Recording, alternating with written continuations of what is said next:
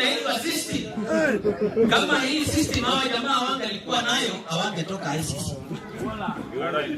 Kama hakungekuwa na hii system, ile 50+1 ya 2013, baba angeenda nayo mapema.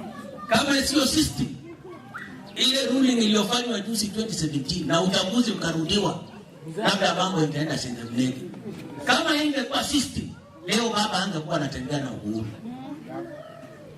Waambie. Na kwetu huwa tunasema ukienda kuwinda ndege usionyeshe uta na mishale, ficha jua naama.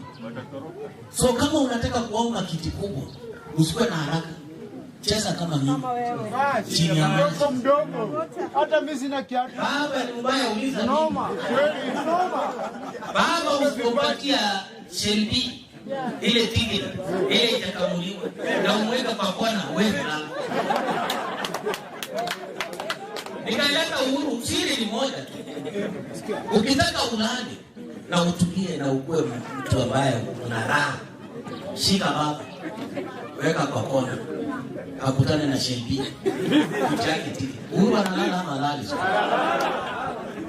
Dunia imebadilika hapa, imebadilika.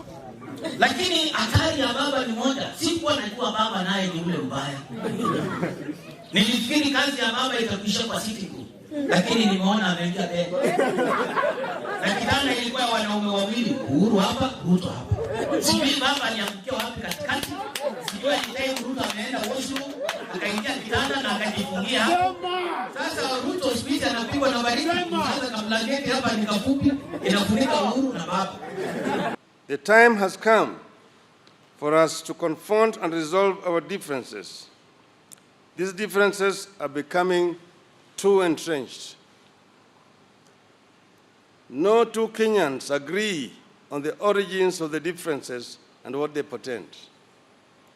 Millions of our children continue to be born and married into these differences. People are dying out of these differences.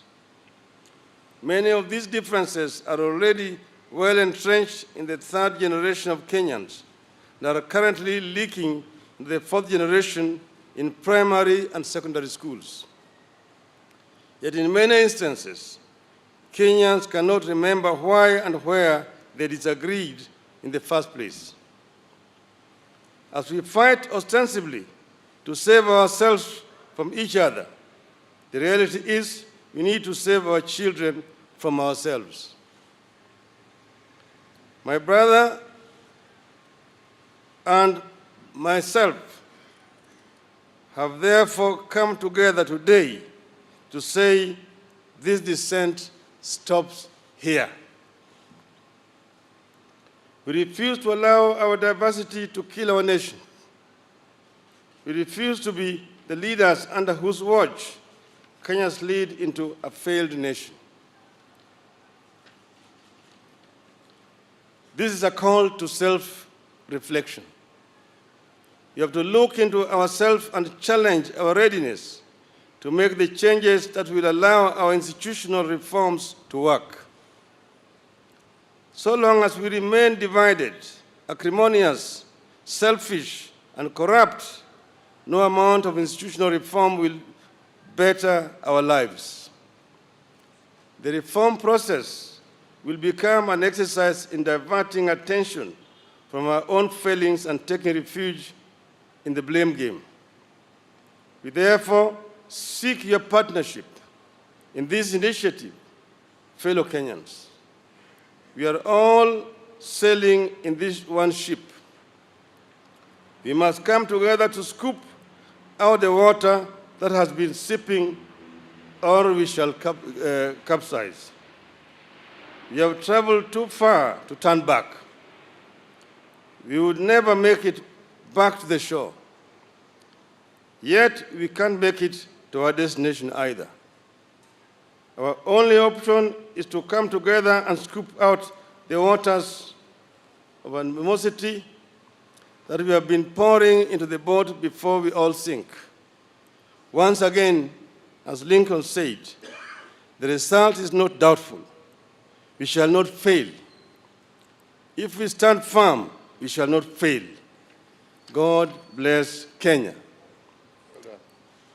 So, kwa Kiswahili tumekuja pamoja na ndugu yangu Uhuru Kenyatta. Tumeongea kwa kirefu na tumekubaliana ya kwamba tunataka kuunganisha Kenya iwe taifa moja. Na tumesema mgawanyiko ambayo imekuwako tangu uhuru mpaka leo itakwisha hapa na sisi. Na kutoka hapa tunataka kuunganisha taifa la Kenya ili tutembee pamoja kama watu moja. Hiyo ndio sababu ya sisi kukuja pamoja hapa siku ya leo. And we say that the divide ends here, beginning the process of building the bridge that binds Kenya together. Yes, where we are. Sasa ndugu yangu ataongea. God bless. As he has clearly indicated, we have had the opportunity for extensive discussions on matters Kenya. And we have come to a common understanding, an understanding that this country of Kenya is greater than any one individual. And that for this country to come together, leaders must come together. Leaders must be able to discuss their differences. Leaders must be able to discuss freely and openly what ails our country, what is the reason and the cause for the ethnic divisions and frictions that we see across the country, that sometimes lead to even intercommunal conflicts, as we have seen in various parts of our country. We have seen up in Wajir, as we have seen in the borders of West Pokot and Marakwet and many other places. So we have a responsibility as leaders to be able to come together to discuss these issues and to find solutions that will bind our people together, that will unify our country, and that will give us a life cycle that is beyond the 5 years that we have established for ourselves. Elections come and go, but Kenya remains. So as we plan ourselves for the future, our future cannot be dictated by the forthcoming election. Our future must be dictated by the prosperity, stability of our nation and the well-being of our people. Democracy is not, as has often been said, an end in itself. It is just a process by which the will of the people is heard, but the national good, the national interest, must always prevail over those elections. And this is what me and my brother have agreed, that starting today, we will begin a process of bringing our people together, that we will begin a process of discussing what ails us and what creates division amongst us. And we look forward to the support of every single leader. We look forward to the support of every single Kenyan, so that we can build together a united, harmonious, stable nation where no individual feels left out or left behind. So to me, this marks a new beginning for our country, a beginning in which we hope that we shall march together as Kenyans, and that we can differ in terms of political alignment, but always remain steadfast and united in matters Kenya. So with those few and brief remarks, a more detailed statement will be given to all of you to be able to read and to understand, that formulates this new beginning that we seek to start. And we thank you for finding time to join us.